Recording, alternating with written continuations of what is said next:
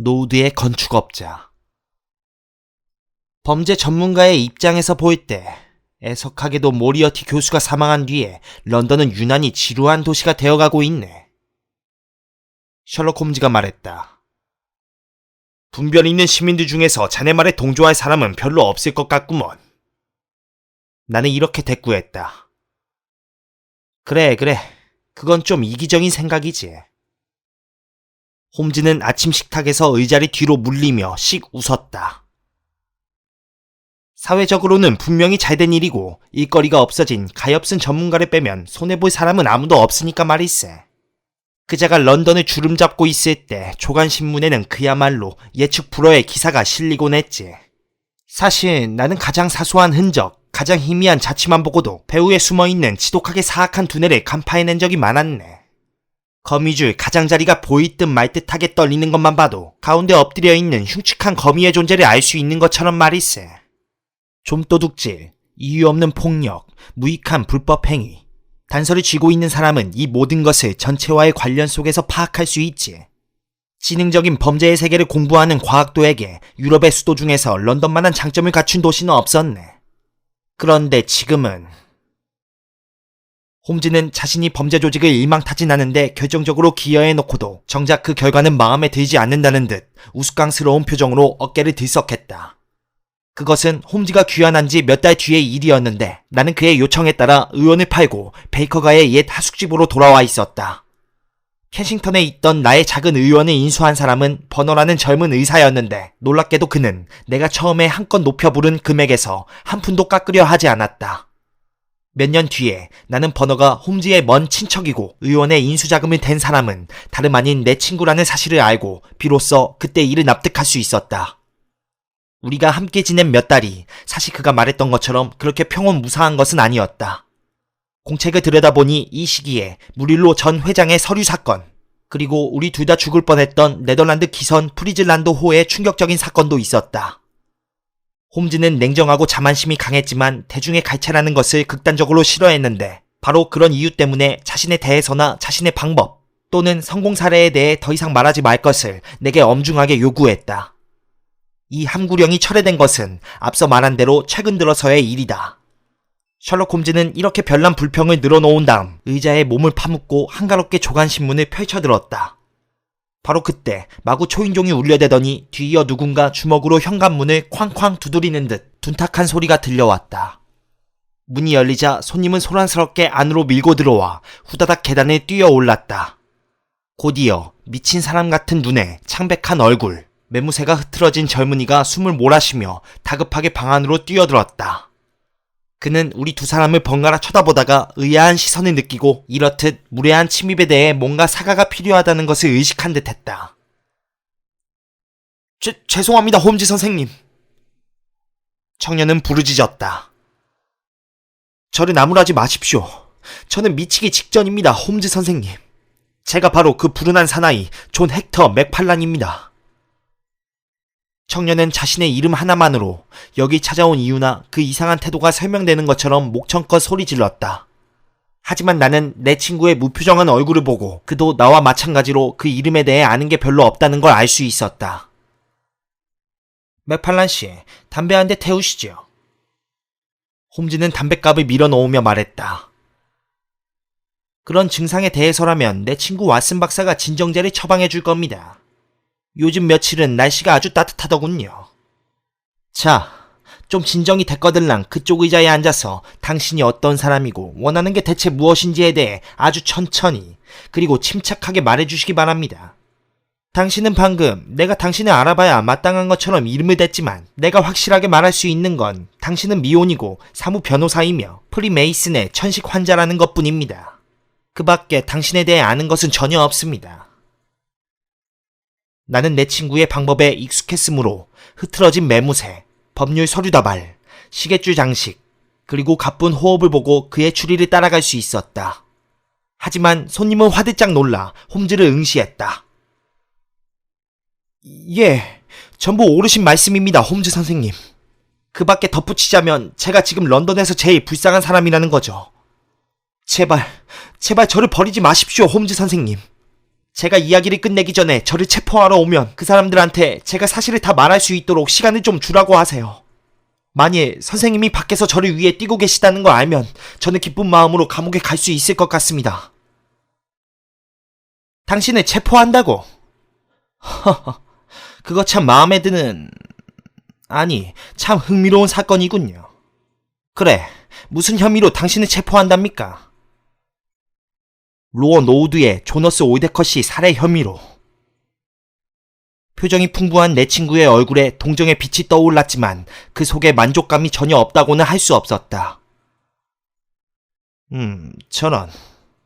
나는 방금 전에 아침 식사를 하면서 내 친구 왓슨 박사한테 요즘 신문에선 대형 사건이 아예 자취를 감췄다고 했습니다. 손님은 떨리는 손을 뻗어 아직도 홈즈의 무릎 위에 놓여있는 데일리 텔레그래프를 집어들었다. 만약 이 신문을 보셨다면 제가 오늘 아침에 찾아온 이유가 뭔지 당장 아셨을 겁니다. 저는 모든 사람들이 다 저와 제가 당한 불운을 알고 있는 것만 같습니다. 청년은 신문을 넘기더니 가운데 쪽을 펼쳤다. 여기 있습니다. 괜찮으시다면 제가 읽어보죠. 들어보십시오. 제목은 로어 노우드의 괴사건. 저명한 건축업자 실종, 살인 및 방화로 추정, 범인에 대한 단서 포착. 홈즈 선생님, 경찰에선 벌써 단서를 쫓고 있다는데 저는 그 단서가 필연적으로 저를 가리키게 된다는 걸 알고 있습니다. 런던교 역에서부터 누가 뒤를 따라오던데 경찰은 저에 대한 체포 영장이 떨어지기만을 기다리는 게 분명합니다. 저희 어머니가 아시면 억장이 무너질 겁니다. 억장이 무너질 거예요. 청년은 불안이 복받치는 듯 두 손을 쥐어짜며 의자에 앉은 채로 몸을 앞뒤로 흔들었다. 나는 중죄를 저지른 혐의를 받고 있는 청년을 흥미롭게 지켜보았다. 금발의 청년은 용모는 준수했지만 낯빛이 몹시 파리했으며 푸른 눈에는 겁이 잔뜩 실려 있었다. 얼굴은 깨끗이 면도했고 인매는 나약하고 예민해 보였다. 나이는 27살 정도일 것 같았고 옷차림과 태도는 신사다웠다. 가벼운 여름용 외투주머니에서 삐죽이 빠져나온 배서한 서류다발이 직업을 짐작할 수 있게 해주었다. 우리는 시간을 아껴야 하네, 왓슨. 미안하지만 문제의 기사를 읽어주지 않겠나? 나는 의뢰인이 읽은 자극적인 제목 밑에 의미심장한 기사를 낭독했다. 지난밤 늦게나 오늘 새벽, 로어 노우드에서 중대한 범죄 행위로 추정되는 사건이 발생했다. 조너스 오이더컷 씨는 노우드 지역의 유지로서 오랫동안 건축업에 종사해왔다. 52세의 독신 남성인 오이더컷 씨는 딥딘로의 시드넴 쪽 끝에 있는 딥딘 저택에 살고 있다. 그는 평소 남과 어울리지 않는 폐쇄적인 생활 방식과 기벽으로 유명했다. 일선에서 물러난 지는 벌써 여러 해가 되었지만 그간 상당한 재산을 모은 것으로 알려져 있다. 그의 집 뒤에는 아직도 작은 목재 야적장이 있는데 지난밤 12시경에 그곳의 목재 더미에서 불길이 치솟았다. 소방대가 즉각 현장에 출동했으나 바싹 마른 나무는 맹렬한 기세로 타올랐고 결국 목재 더미가 전소될 때까지 화재를 진압하는 것은 불가능했다. 이때까지만 해도 이 사건은 흔한 사고로 보였지만 중대한 범죄를 암시하는 새로운 증거가 속속 드러났다. 화재 현장에 집주인이 나타나지 않는 걸 보고 사람들이 웅성거리자 조사가 이어졌는데 올더컷 씨는 집안에 없음이 확인되었다. 그의 방을 살펴보니 침대에는 사람이 들어가 잔 흔적이 없었고 방 안에 있던 금고문은 활짝 열려 있었으며 중요한 서류들이 여기저기 흩어져 있었다. 또한 유혈극이 벌어진 흔적이 있었는데 방 안에는 약간의 핏자국이 있었고 손잡이에 혈흔이 남아있는 참나무 단장이 발견되었다. 조너스 올더컷 씨는 지난밤 늦게 침실에서 손님을 맞았다고 하는데 문제의 단장은 존 헥터 맥팔란이라는 런던의 젊은 사무 변호사의 소유라는 것이 확인되었다. 맥팔란은 이스트 센트럴구 그레샴 빌딩 426호의 그레샴 앤 맥팔란 법률사무소의 부소장이다. 경찰에서는 범행 동기를 확실히 드러내는 증거를 확보했다고 하니 사건은 조만간 새로운 국면으로 발전될 것이 확실하다. 속보. 기사 마감 직전에 존 헥터 맥팔란 씨가 조너스 올더컷 씨의 살해 혐의로 체포되었다는 소식이 전해졌다. 최소한 체포 영장이 발부된 것은 확실하다. 노우드의 조사 과정에서 심상찮은 조사 결과가 쏟아져 나온 것이다.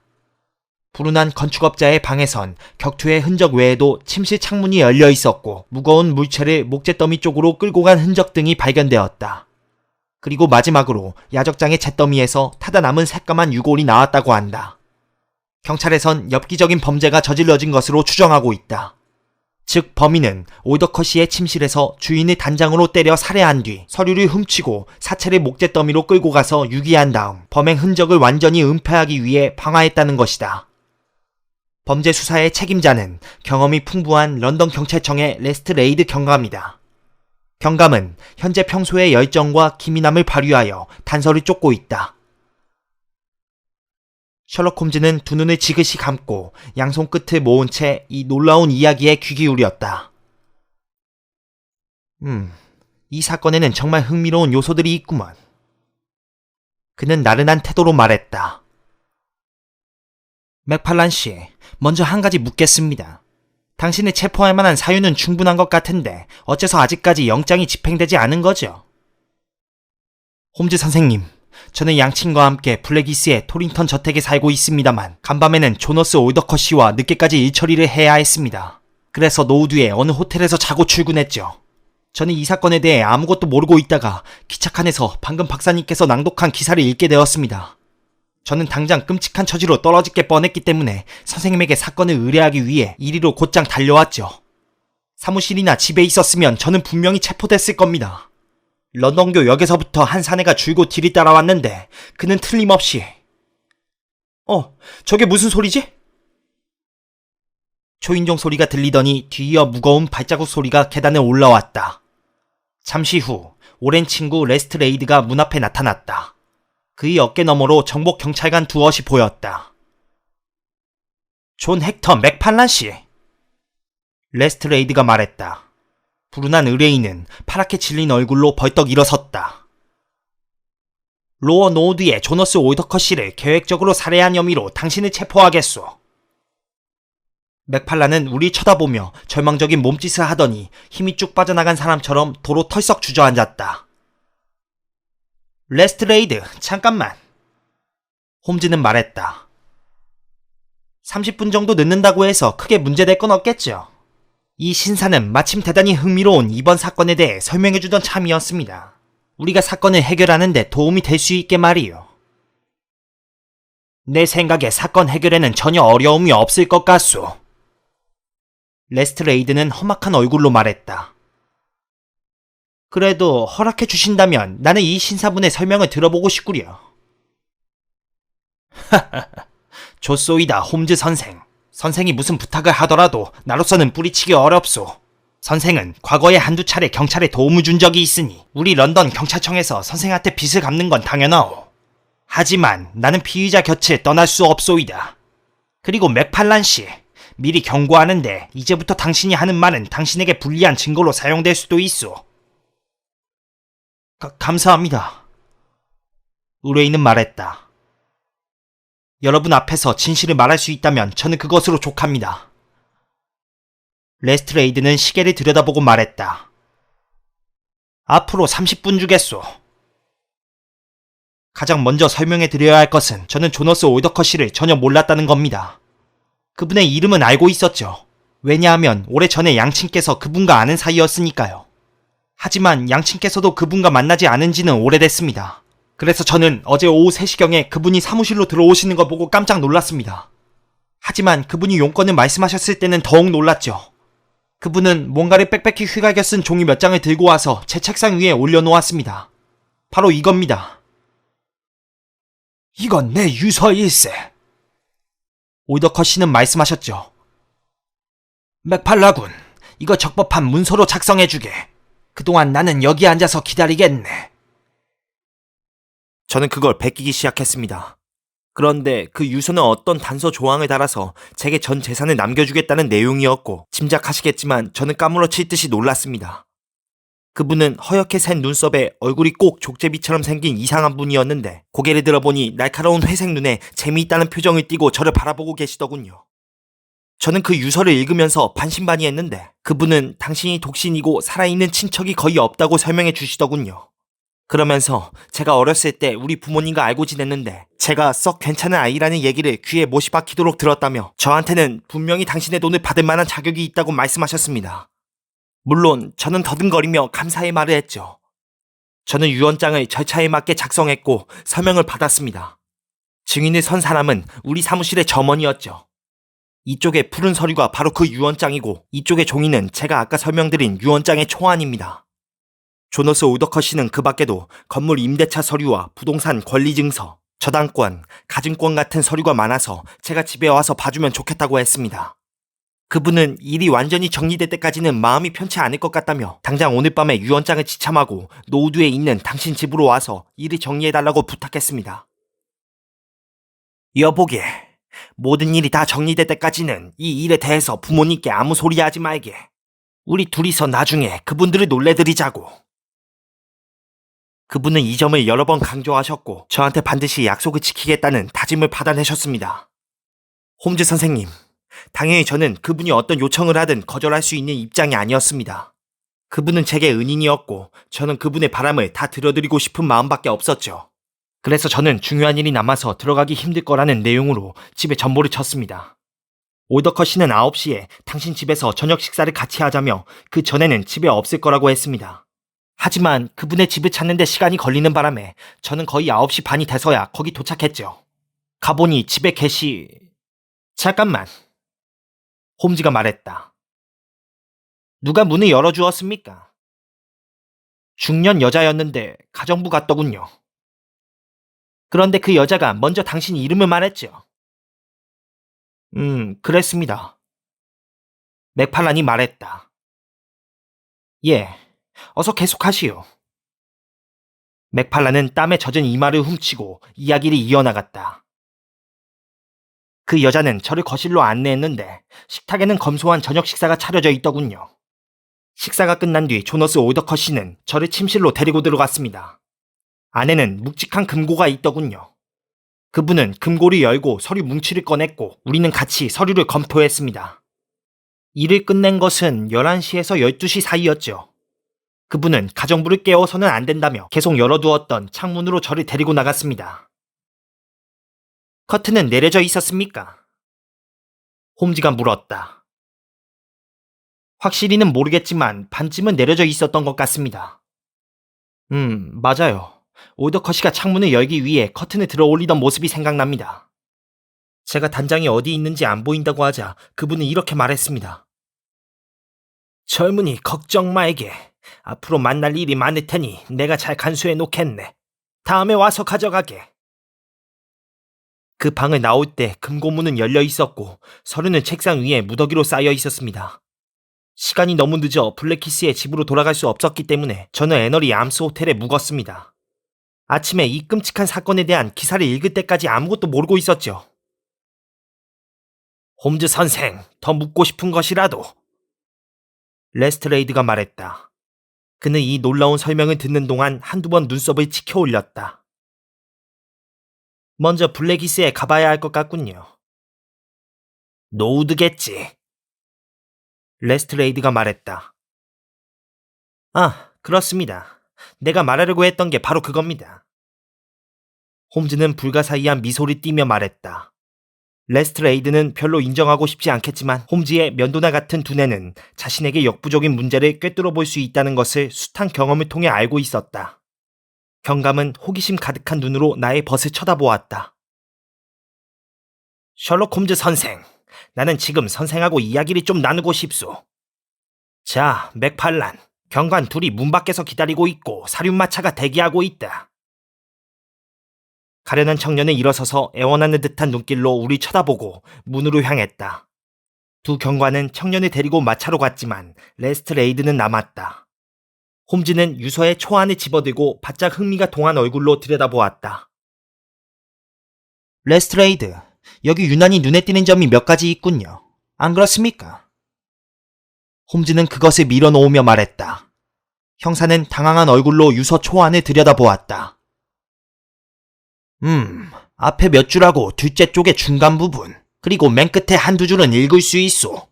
여기는 인쇄를 한 것처럼 또박또박 썼으니까 말이요. 하지만 그 사이에 글씨는 형편없구려. 세 군데는 무슨 말인지 전혀 읽을 수도 없소. 그것에 대해 어떻게 생각하십니까? 선생은 어떻게 생각하시오? 이 유서는 기차 안에서 쓴 것입니다. 또박또박 쓴 글씨는 역에서 기차가 멈췄을 때, 삐뚤삐뚤한 글씨는 기차가 달릴 때, 그리고 도저히 읽을 수 없는 글씨는 기차가 전철기 위를 지날 때 쓴 거지요. 과학적으로 사고하는 전문가라면 이 유서가 교회선을 타고 쓴 것임을 확신할 겁니다. 대도시 근교가 아니라면 전철기가 연속해서 그렇게 자주 나오는 곳은 없을 테니까 말입니다. 기차 안에서 내내 유서를 썼다고 가정하면 그 기차는 노드와 런던교 사이에서 한 번만 정차하는 급행 열차였던 것이 분명합니다. 레스트레이드는 웃음을 터뜨렸다. 홈즈 선생! 선생이 이론을 펼쳐놓기 시작하면 나는 영 이해하기가 힘들단 말이요. 그게 이 사건과 무슨 상관이 있다는 거요? 아, 그건 청년의 말이 옳다는 걸 증명해주는 겁니다. 말하자면 조너스 올더컷 씨가 유서를 작성한 것은 어제 기차 안에서라는 것이죠. 그런데 중요한 문서를 그렇게 아무렇게나 작성했다는 게 이상하지 않습니까? 안 그래요? 그것은 올더컷 씨가 유서에 전혀 의미를 부여하지 않았다는 걸 나타내는 거지요. 실제로 써먹을 일이 없다고 생각하면서 유서를 쓴다면 그렇게 할 수도 있을 겁니다. 올더컷은 결국 자기를 죽이라는 살인 지령을 쓴 거요. 레스트레이드는 말했다. 그렇게 생각하십니까? 안 그렇소.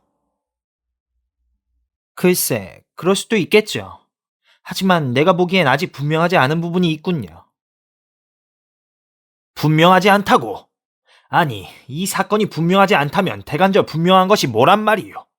어떤 청년이 한 중년의 사내가 죽으면 자신이 재산을 물려받게 될 거라는 사실을 갑자기 알게 되었소. 그는 어떻게 할까? 청년은 아무한테도 말하지 않고 그날 밤에 그 사내를 만나야 할 구실을 만들어서 그의 집으로 찾아가오.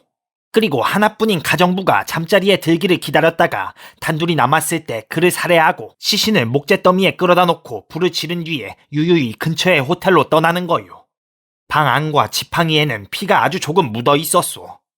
그는 아마 자신의 범죄 행위가 피 한 방울 흘리지 않고 이루어졌다고 생각하고 시신이 전소되면 그게 뭔지는 몰라도 자신이 범죄임을 드러내는 증거가 연기 속에서 사라질 거라고 생각했을 거요. 어때? 뻔하지 않소? 레스트레이드, 그건 좀 지나치게 뻔한 것 같다는 생각이 드는군요. 당신은 다른 자질은 뛰어나지만 상상력 한 가지가 부족해요.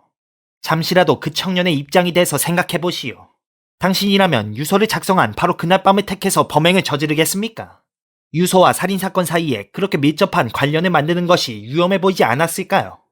또 가정부가 문을 열어줬기 때문에 자신이 찾아왔다는 걸 제3자가 알고 있는데도 무턱대고 범행을 저질렀을까요?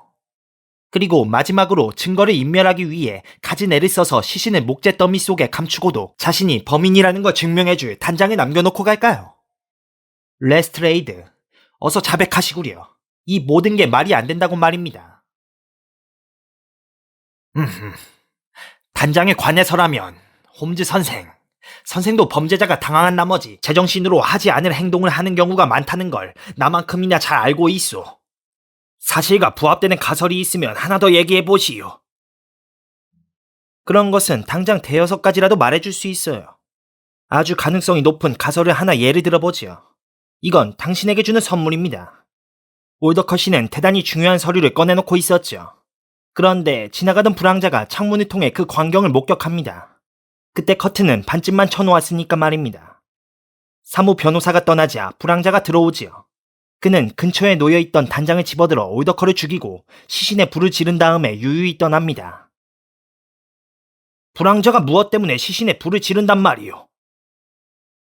그 문제에 대해서라면 맥파나는 무엇 때문에 그런 짓을 하겠습니까? 증거를 감추기 위해서. 불황자는 살인이 저질러졌다는 사실 자체를 은폐하고 싶었나 보지요. 그런데 그자는 왜 아무것도 가져가지 않았소? 왜냐하면 그 서류는 돈으로 바꿀 수 있는 어음이 아니었으니까. 레스트레이드는 고개를 절레절레 흔들었지만 내가 보기에 아까만큼 자신에 넘치는 것 같지는 않았다. 좋소, 셜록 홈즈 선생. 당신은 불황자를 찾아보시오. 그동안에 우린 맥팔란을 계속 족칠 테니까. 어느 쪽이 옳은지는 곧 판가름이 날 거요. 홈즈 선생, 이 점을 명심하시오. 우리가 아는 한 서류 중에서 없어진 것은 없소.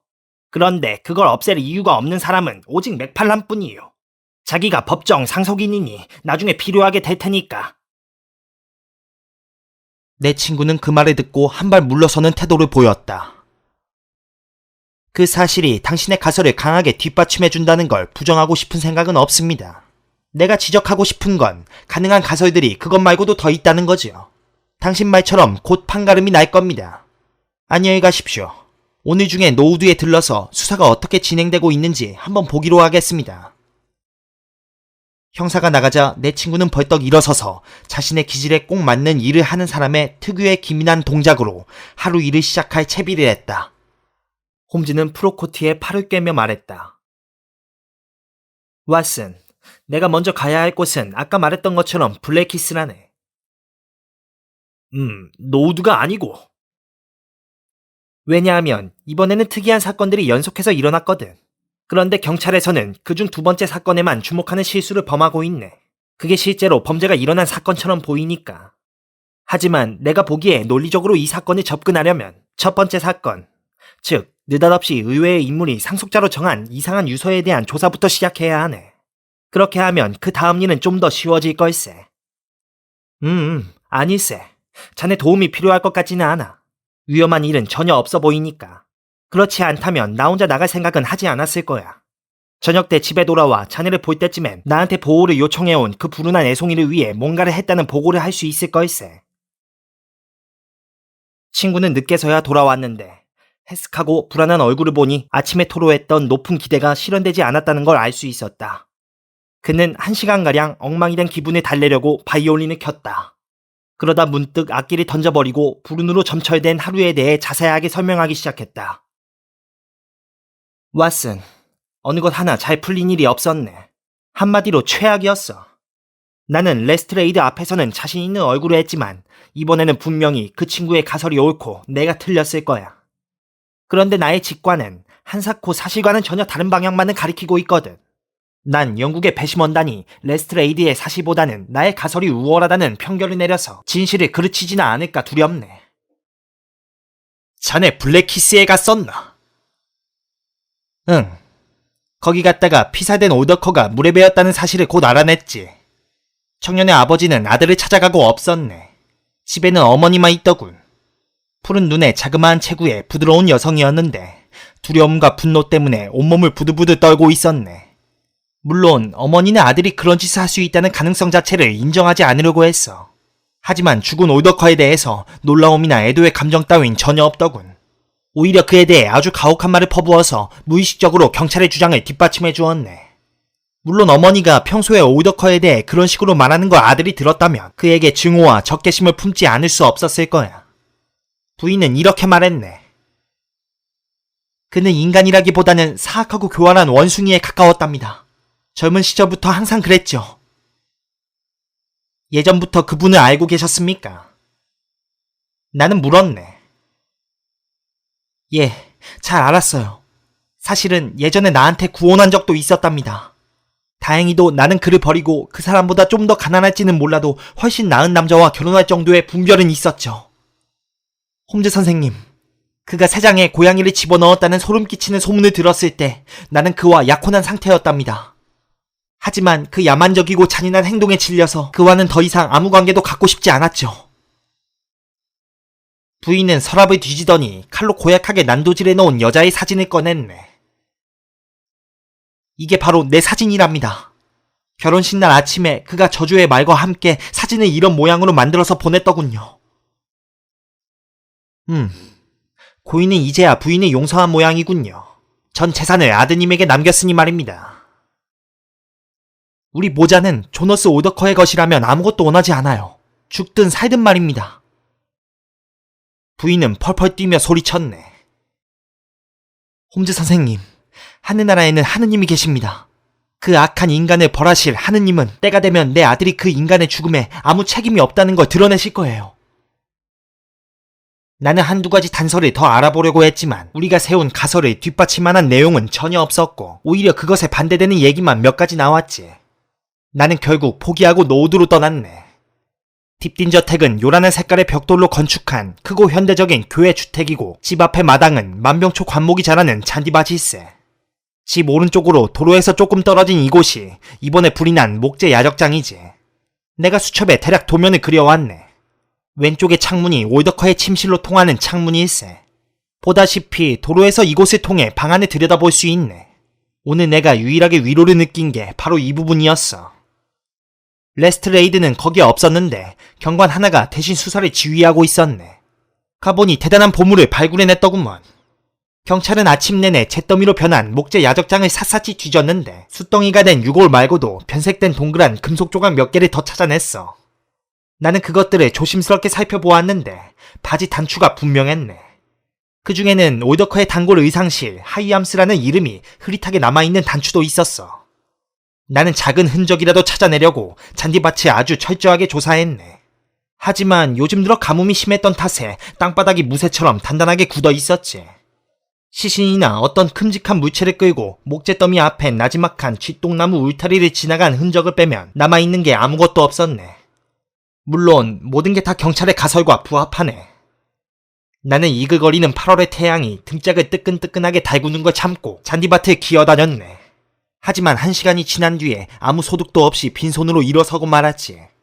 이런 대실패를 겪은 뒤에 나는 침실을 조사하러 갔네. 핏자국은 단순한 얼룩이나 변색으로 생각될 만큼 아주 약간 남아있었지만 생긴 지 얼마 안 된 것이 분명했어. 단장은 경찰에서 가져갔지만 거기에도 핏자국은 조금뿐이라고 했지. 그리고 그 단장이 우리 의뢰인의 소유물이라는 것에는 의심의 여지가 없네. 그 친구도 자기 입으로 그걸 인정했으니까. 침실 카펫에는 두 남자의 발자국이 남아있었지만 제3자의 것은 없었는데 이건 역시 경찰의 가설을 뒷받침하는 증거라네. 경찰은 계속 점수를 올리고 있는데 우리의 조사는 답보 상태에 빠져있지. 단 한 번의 희망의 빛이 스쳐갔지만 아직 이렇다 할 결과는 없다네. 나는 금고 속의 내용물을 조사했는데 대부분 밖에 나와서 탁자 위에 놓여 있었네. 서류는 원래 여러 개의 봉투로 나뉘어 봉인되어 있었는데 그중 한두 개는 경찰에서 이미 열어봤더군.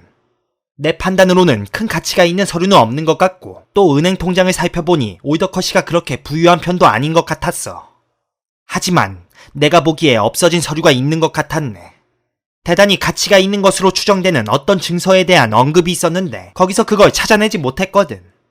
물론 그것은 우리가 명확한 증거를 확보할 수 있다면 레스트레이드의 주장을 무효로 만들어버릴 수 있는 중요한 사실이지. 자신이 곧 상속받은 물건을 훔쳐낼 사람이 어디 있겠는가? 나는 모든 걸 샅샅이 조사해보았지만 아무 단서도 얻지 못했네. 그래서 마지막으로 가정부를 상대로 운을 시험해보기로 했지. 가정부 렉싱턴 부인은 키가 작고 가무잡잡하고 말이 없는 데다가 의심스러운 듯 곁눈질을 하는 습관이 있는 여자라네. 그 여자는 마음만 먹으면 뭔가를 말해줄 수도 있었어. 그건 분명해. 하지만 마치 밀랍으로 봉해놓은 것처럼 입을 굳게 다물고 있더군. 그래. 가정부는 9시 반에 맥팔란 씨에게 문을 열어주었다고 했어. 자기 말로는 그때 문을 열어준 일이 그저 한스럽기만 하다더군. 가정부가 잠자리에 든 건 10시 반이었네. 가정부의 침실은 집의 반대쪽 끝에 있기 때문에 아무 소리도 못 들었지. 맥팔란 씨는 모자하고 또 확실하지는 않지만 단장도 홀에 놔둔 것 같다고 했네. 그 여자는 불이야 하는 소리를 듣고 잠이 깼지. 가엾은 주인 양반은 살해당한 것이 분명하다고 하더군. 주인에게 원한을 품은 사람은? 글쎄, 세상에 적이 없는 사람은 없겠지만 올더컷 씨는 남들과 어울리는 일이 거의 없었고 사업상 아는 사람들만 만났다네. 경찰이 찾아낸 단추를 보았는데 그날 주인이 입고 있던 바지 단추임에 틀림없다고 하더군. 근 한 달간 비가 내리지 않았기 때문에 목재더미는 바싹 마른 상태였네. 나무는 맹렬한 기세로 타올랐고 가정부가 불이 난 곳으로 달려갔을 때 야적장은 완전히 화염에 휩싸여 있었지. 거기 있던 사람들 모두가 불 속에서 고기 타는 냄새를 맡았다고 하더군. 가정부는 서류나 올더컷 씨의 사생활에 대해서는 아는 게 없다고 했어. 여보게, 이상이 나의 실패에 관한 보고일세. 하지만 홈즈는 확신에 가득 찬 얼굴로 여윈 손을 부르짖었다. 나는 모든 게 다 사실과 다르다는 걸 알고 있네. 그걸 마음속 깊이 느끼고 있어. 뭔가 은폐된 사실이 있고 가정부는 그걸 알고 있네. 그 여자의 눈에는 음침한 반항심 같은 게 어려 있었는데 그건 떳떳지 못한 사실을 알고 있는 사람의 표정이거든. 하지만 그건 아무리 얘기해봤자 소용없는 일이네. 여보게, 어떤 행운이 없다면 노드 실종 사건은 조만간 인내심 강한 독자들을 찾아가게 될 우리의 성공 사례집에 기록되지 못할 걸세. 어디 봐서 그 청년이 범죄자처럼 보인단 말인가? 왓슨, 그건 위험천만한 주장일세. 1887년에 우리 찾아와서 자신의 혐의를 벗겨달라고 부탁했던 끔찍한 살인범 버트 스티븐스를 기억하겠지. 그보다 더 온순한 태도에 주일학교 학생처럼 모범적으로 보이는 청년을 또 본 적이 있나? 그건 자네 말이 맞아. 우리가 다른 가설을 증명하지 못하면 그 친구는 끝장일세. 지금 그를 범인으로 모는 이론에는 흠잡을 데가 없고 조사를 하면 할수록 그의 혐의는 더욱 짙어지고 있어. 그런데 나는 그곳에 있는 서류에서 뭔가 흥미로운 점을 발견했는데 그게 우리한테 하나의 단서가 되어줄지도 모르겠어. 통장을 조사하다 보니 현재 잔고가 적은 게 작년에 코넬리우스 씨에게 거액의 수표를 발행했기 때문이라는 것을 알겠더군. 솔직히 말해서 나는 은퇴한 건축업자와 그렇게 큰 거래를 한 코넬리우스라는 사람의 정체가 몹시 궁금하네. 그는 이 사건과 무슨 관련이 있는 걸까? 물론 코넬리우스는 중개상일 수도 있지만 이런 거액의 지출에 해당하는 영수증 같은 게 없었네. 이제 다른 조사가 벽에 부닥친 상황에서 나는 은행을 통해 그 수표를 현금으로 바꿔간 신사가 누군지 알아내는 쪽으로 수사 방향을 틀어야 하네. 하지만 여보게, 난 이번 사건이 레스트레이드가 우리 의뢰인의 교수대로 보내는 것으로 끝나게 될 것 같아 걱정일세. 한마디로 런던 경찰청이 승리하는 거지. 셜록 홈즈가 그날 밤에 얼마나 잤는지는 모르겠지만 아침 식사를 하러 거실로 나가보니 그의 얼굴은 해쓱했고 그늘 속에서 두 눈만 유난스럽게 빛났다. 그가 앉아있는 의자 주위에는 담배꽁초가 수북하게 쌓여 있었고 조간신문 초판이 나뒹굴고 있었다. 탁자 위에는 봉투를 뜯은 전보가 한 장 놓여 있었다. 왓슨, 자네 생각은 어떤가? 그는 전보를 던져주며 물었다. 전보는 노우드에서 왔는데 다음과 같이 쓰여져 있었다. 중요한 증거 확보, 맥팔란의 유죄가 확증되었음. 이번 사건은 포기하는 게 좋을 것. 레스트레이드. 심상치 않은 얘기 같은데. 레스트레이드가 승리의 팡파레를 울렸네. 홈즈는 쓴 웃음을 지으며 대꾸했다. 하지만 사건 조사를 포기하기엔 아직 이른지도 몰라. 결국 중요한 증거라는 것은 양날의 칼 같아서 레스트레이드가 상상하는 것과 전혀 다른 쪽을 뵐 수도 있으니까. 왓슨, 어서 조반에 들게. 같이 나가서 우리가 할 수 있는 일이 뭔지 알아보자고. 오늘은 자네가 동행하면서 나한테 힘을 북돋워줄 필요가 있을 것 같군 그래. 내 친구는 식사를 하지 않았는데 긴장된 상황에 그는 음식을 섭취하지 않는 기벽이 있었다. 나는 그가 영양실조로 쓰러지는 순간까지 무쇠 같은 체력으로 버틴다는 사실을 알고 있었다. 지금은 음식을 소화시키는데 기력을 분산시킬 때가 아닐세. 의사로서 내가 충고하면 그는 이렇게 대꾸하곤 했다. 그래서 오늘 아침에 그가 음식에 손도 대지 않고 노우드로 나서는 걸 보고도 전혀 놀라지 않았다. 딥딘 저택은 내가 상상했던 것과 별반 다르지 않는 교회 주택이었는데 집 주위에는 아직도 우중충한 구경꾼들이 몰려 있었다. 레스트레이드는 대문 안에서 우리 맞이했는데 얼굴은 승리감으로 달아올라 있었고 태도는 눈에 띄게 기세등등했다. 홈즈 선생, 우리가 틀렸다는 걸 증명하셨는가? 불황자는 찾아내셨고. 그는 소리쳤다. 나는 아직 어떤 결론도 내리지 않았습니다. 내 친구가 대답했다. 하지만 우리는 어제 결론을 내렸는데 오늘 그게 옳다는 게 증명됐소. 홈즈 선생, 이번에는 우리가 선생을 앞질렀다는 걸 인정해야 할 거요. 분위기를 보니 뭔가 예사롭지 않은 일이 있었나 보군요. 레스트레이드는 요란하게 웃어댔다. 선생도 누구만큼이나 지는 건 싫어하는구려. 하지만 모든 일이 항상 뜻대로 될 수만은 없는 거요. 안 그렇소, 왓슨 박사? 자, 신사 여러분, 이쪽으로들 오시오. 범인이 존 맥팔란이라는 사실을 마지막으로 확실하게 보여주리다. 레스트레이드는 우리 끌고 복도를 지나 그 너머에 어두컴컴한 홀로 들어섰다. 맥팔란 청년은 범행을 저지른 뒤에 모자를 가지러 분명히 여기로 나왔을 거요. 자, 이걸 보시오. 레스트레이드는 연극적인 동작으로 성냥을 탁 그었고 불빛에 흰 벽에 핏자국이 드러났다. 성냥불을 가까이 가져다 대자 그것은 단순한 핏자국이 아니라는 게 드러났다. 그것은 또렷이 찍힌 엄지손가락 지문이었다. 홈즈 선생, 확대경으로 들여다보시오. 아, 그러고 있습니다. 손가락의 지문은 사람마다 다르다는 걸 알고 계시겠지. 그런 비슷한 얘기를 들은 적이 있죠. 좋소. 그러면 그 지문을 오늘 아침에 내가 밀랍에 떠온 맥팔란 청년의 오른손 엄지손가락 지문하고 비교해 보시겠소. 레스트레이드가 밀랍에 떠온 지문을 핏자국 옆에 나란히 놓자 확대경을 쓰지 않아도 그 두 개의 지문이 같은 사람의 것이라는 것은 분명해 보였다. 내가 보기에 불행한 의뢰인의 운명은 정해진 거나 마찬가지였다. 이건 결정적인 거요. 레스트레이드가 말했다. 그렇군요. 결정적인 겁니다. 나도 모르게 이렇게 중얼거렸다. 결정적인 거로군요. 홈즈는 말했다. 그러나 그의 말투에 뭔가 색다른 점이 있다는 걸 느끼고 나는 그를 돌아보았다. 그의 얼굴은 완전히 달라져 있었다. 마음속의 기쁨으로 얼굴이 푸들푸들 떨리는 듯했다. 두 눈은 별처럼 초롱초롱 빛났다. 내가 보기에는 웃음보가 터지는 걸 참느라고 몸부림치고 있는 듯했다. 이럴 수가. 이럴 수가. 홈즈는 마침내 입을 열었다. 참, 누가 이럴 줄 알았겠습니까? 그러고 보면 외모라는 것은 정말 믿을 수 없는 겁니다. 그렇게나 잘생긴 청년이. 그건 자신의 판단을 섣불리 믿지 말라는 교훈입니다. 안 그렇습니까, 레스트레이드? 그렇소, 홈즈 선생. 이 중에는 지나치게 독선적인 사람도 있지. 레스트레이드는 말했다. 이 사내의 오만한 태도는 눈뜨고 못 봐줄 지경이었지만 그렇다고 화를 낼 수는 없었다. 그 청년이 벽에 걸린 모자를 떼어가면서 오른손 엄지손가락을 벽에 눌렀다니 정말 신의 섭리를 아니할 수 없군요.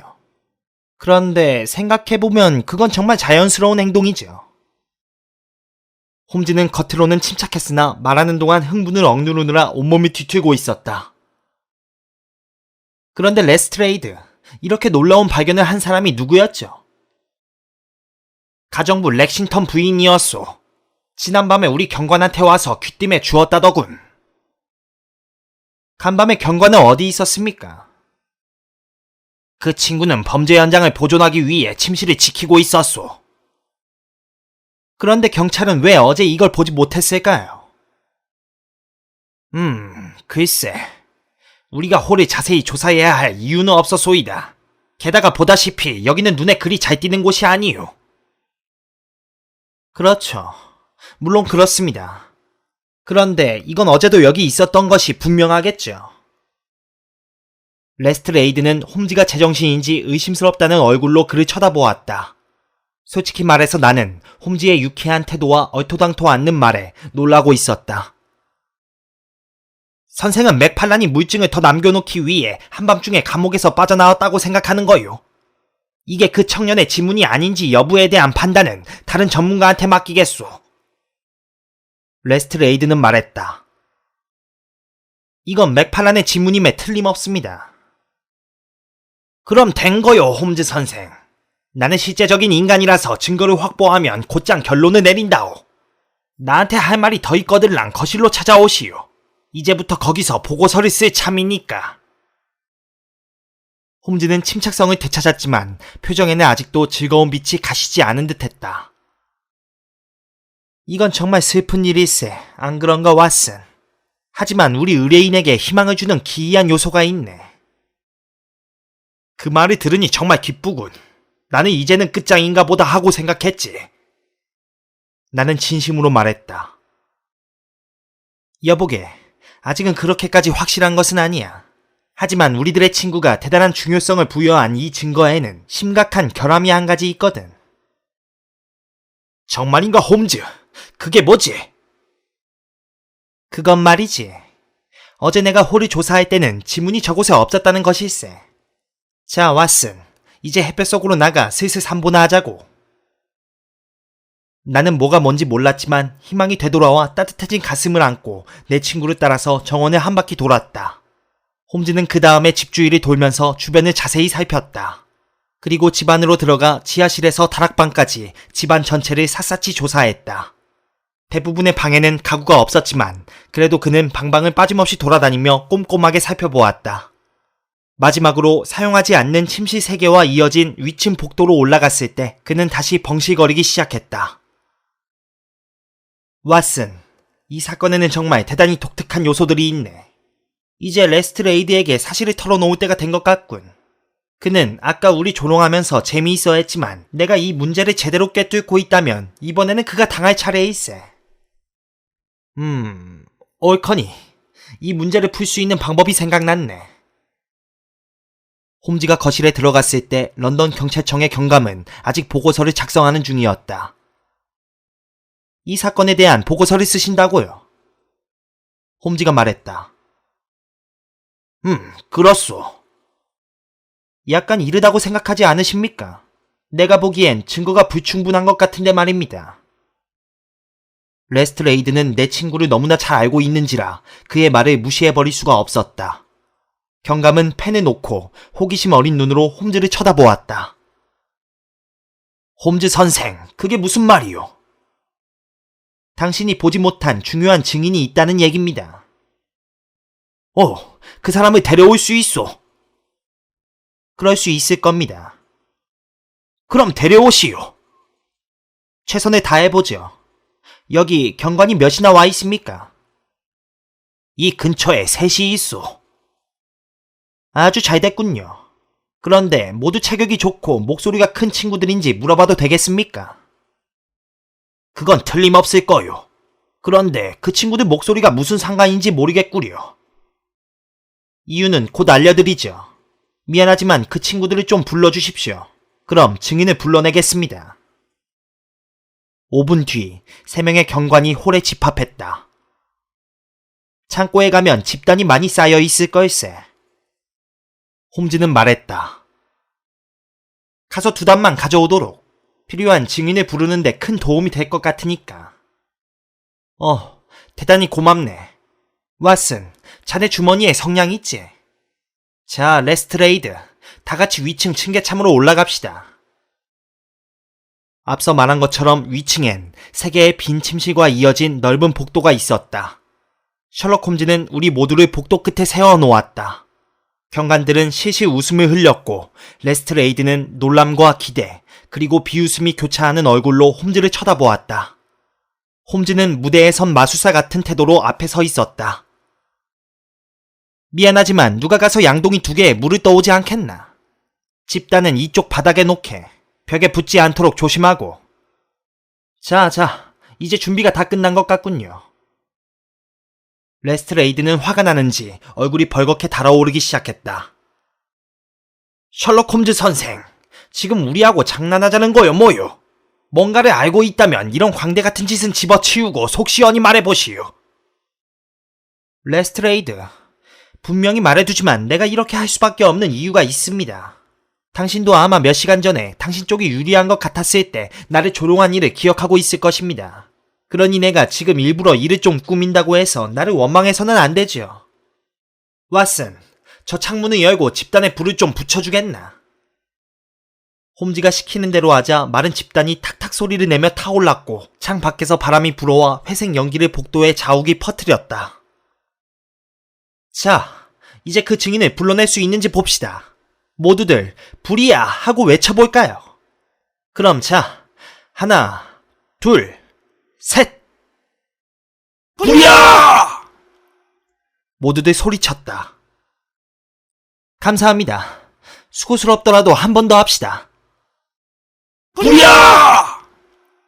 신사 여러분, 한 번만 더, 그리고 다 함께. 불이야! 이 소리는 노우드 전역을 뒤흔들었을 것이다. 고함 소리가 잦아들기도 전에 기저초풍한 일이 생겼다. 복도 맨 끝에 완전히 벽처럼 보이는 곳이 갑자기 덜컥 열리더니 키 작은 주름투성이 사내가 굴 속에서 뛰쳐나오는 토끼처럼 밖으로 뛰어나왔다. 좋아. 홈즈는 침착하게 말했다. 왓슨, 집단에 무릎 꿇게. 됐네. 레스트레이드, 실종됐던 중요한 증인 조너스 올더컷이가 바로 이 사람입니다. 형사는 새로 등장한 인물을 아연히 응시했다. 사내는 복도의 밝은 불빛 속에서 눈을 깜빡거리며 우리 쳐다보다가 연기가 모락모락 피어오르는 집단으로 시선을 옮겼다. 그것은 불쾌한 얼굴이었다. 교활한 회색 눈에 허연 눈썹, 얼굴은 간사스럽고 심술궂은 아기가 가득했다. 그런데 이게 뭐야? 레스트레이드가 마침내 입을 열었다. 당신 그동안 뭘 하고 있었나? 어? 화가 잔뜩 나서 얼굴이 시뻘겋게 달아오른 형사 앞에서 올더컨은 몸을 움츠리며 어색하게 웃었다. 누구한테 피해를 준 일은 없습니다. 피해를 준 일이 없어. 당신은 무고한 청년을 교수대로 보내려고 발버둥 쳤어. 여기 계신 이 신사분이 아니었으면 당신 계략이 성공했을 거라고. 가련한 인간이 우는 소리를 했다. 형사님, 저는 그저 장난으로 그랬습니다요.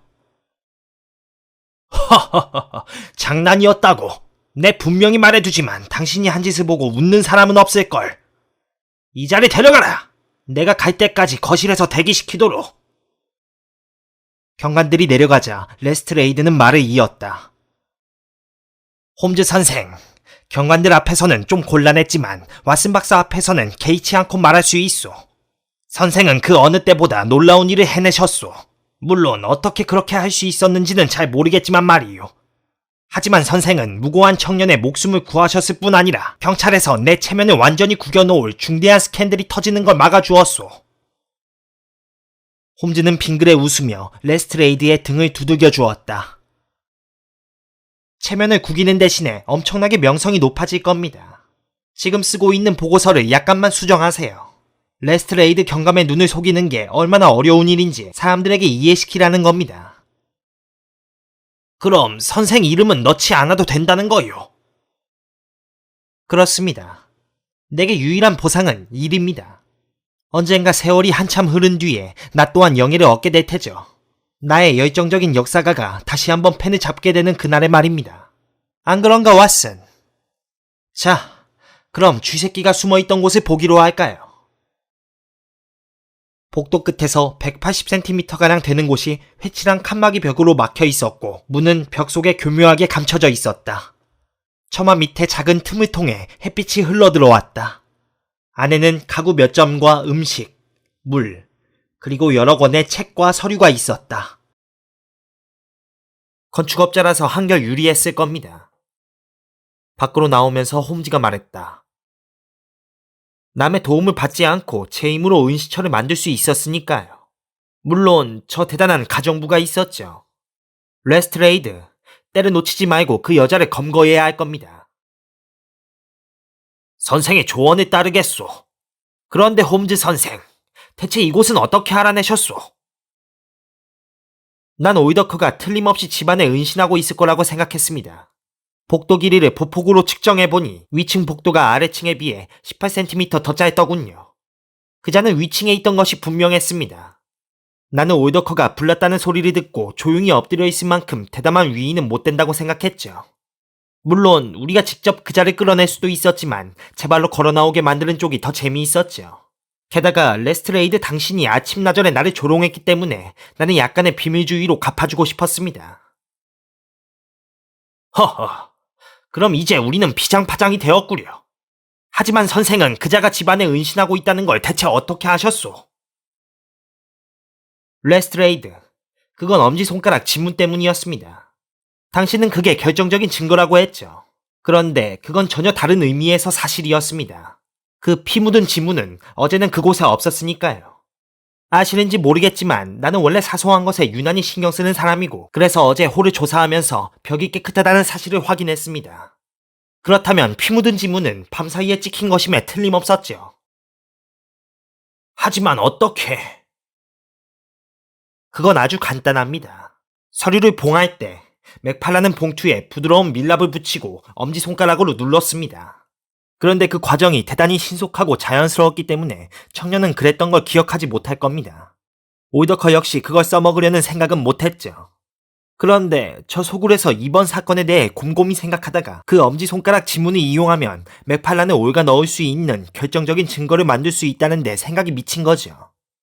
봉투에서 지문이 찍힌 밀랍을 떼내고 핀으로 손가락을 찔러 피를 최대한 짜내 거기 묻힌 다음 밤을 도와 벽에 그걸 찍는 것만큼 쉬운 일은 없었죠. 그 일은 그자가 직접 했을 수도 있고 가정부의 손을 빌렸을 수도 있습니다. 오더커가 은시초로 가지고 들어간 서류를 조사해보면 틀림없이 청년의 지문이 찍혀있는 복납을 찾을 수 있을 겁니다. 오, 훌륭하오. 레스트레이드는 말했다. 하하하하, 훌륭하오. 정말 알기 쉽게 설명해 주는구려. 그런데 홈즈 선생, 대체 그자가 이런 강교한 음모를 꾸민 이유가 무엇이오? 아나 무인격으로 굴던 형사가 갑자기 태도를 싹 바꿔서 선생님에게 질문하는 아이처럼 구는 걸 보니 우습기 짝이 없었다. 그걸 설명하는 건 그다지 어려운 일이 아닙니다. 지금 아래층에서 우리 기다리고 있는 신사는 대단히 음흉하고 악랄하고 복수심이 깊은 인간이죠. 그가 과거에 맥팔란의 어머니에게 차인 적이 있다는 걸 알고 계신가요? 모르신다고? 내가 분명히 블랙키스에 먼저 갔다가 그 다음에 노우드로 가라고 했을 텐데요. 올더커는 사악하고 음흉한 머릿속에 자신이 상처라고 생각했던 것을 고이 담아두고 평생 동안 복수의 칼날을 갈아왔지만 기회를 잡지 못했습니다. 그런데 지난 1, 2년 사이에 일이 잘 안 풀리는 바람에 갑자기 어려운 처지가 되었지요. 내 생각엔 비밀리에 투기를 한 것 같아요. 그는 채권자들을 속이기로 결심하고 코넬리우스 씨에게 거액의 수표를 지불했습니다. 코넬리우스는 10중 8구 그의 다른 이름일 겁니다. 나는 아직 문제의 수표를 추적하지 않았지만 올더커가 이중 생활을 하면서 이따금씩 들르는 어느 지방 도시의 다른 이름으로 예치해 놓았을 게 분명해요. 그는 이름을 완전히 바꾸고 돈을 빼낸 다음 어딘가 다른 곳으로 가서 새 인생을 시작하려고 했을 겁니다. 정말 그럴듯하오. 그런데 종적을 감출 때 옛 약혼녀의 외아들에게 살해당한 것으로 꾸미면 누가 뒤를 추적할 염려도 없을 뿐 아니라 여자에게 속 시원한 분풀이가 될 거라고 생각이 떠올랐겠죠. 그것은 금수만도 못할 짓이었는데 그자는 대가다운 솜씨로 일을 처리했습니다. 유서를 써서 범죄의 동기를 조작한 것, 청년이 부모에게 알리지 않고 집에 찾아오게 만든 것, 단장을 남겨두고 가게 한 것, 핏자국, 목재더미 속에 동물의 사체와 단추 등 모든 게 놀랍기 짝이 없습니다. 몇 시간 전까지만 해도 이 모든 것은 도저히 빠져나갈 수 없는 그물처럼 보였죠. 하지만 그자는 예술가의 천품이 없었던 까닭에 언제 멈춰야 할지를 몰랐습니다. 올더커는 더 이상 손볼 데가 없을 만큼 완벽한 작품을 더 멋지게 다듬으려고 했죠. 불운한 희생자의 목에 걸려있는 밧줄을 더 바짝 죄려고 했던 겁니다. 그러다 신세를 완전히 망쳤죠. 자, 이제 내려갑시다. 그자에게 한두 가지 물어볼 게 있으니까요. 악랄한 그 인간은 양쪽에 경관을 끼고 제 집 응접실에 앉아 있었다. 형사님, 그건 그냥 장난이었습니다. 장난으로 그런 겁니다요. 사내는 쉬지 않고 우는 소리를 했다. 정말입니다. 그동안 숨어 있었던 건 제가 없어지면 어떻게 되는지 보려고 했던 겁니다. 물론 형사님께서는 제가 가엾은 맥팔라군한테 무슨 해를 끼치려고 했다고 생각하실 수도 있겠지만 말입니다. 그건 배심원단이 판단할 문제다. 어쨌든 우린 당신을 살인 미수 아니면 불법 공모 혐의로 기소할 것이다. 레스트레이드는 말했다. 그리고 채권자들은 코넬리우스 씨의 은행 계좌를 압수할 거고. 홈즈가 말했다. 작은 사내는 흠칫 놀라더니 아기에 찬 눈으로 내 친구를 흘겨보았다. 당신한테는 감사해야 할 게 한두 가지가 아니로군. 언젠가는 이 빚을 다 갚아주지. 홈즈는 너그럽게 웃었다. 내가 보기에 당신은 앞으로 몇 년간 전혀 시간을 못 낼 것 같은데. 그런데 당신이 입던 험 바지 말고 목재더미에 집어넣은 게 뭐였나? 죽은 게? 토끼 2마리? 그게 아니면 뭐지? 말하기 싫다고. 이런, 참 고약한 양반이로군. 좋아. 핏자국하고 수치된 유골을 보면 토끼라도 2마리 잡았나 보군. 왓슨, 자네가 앞으로 이 사건을 관했을 때는 그냥 토끼로 해주게.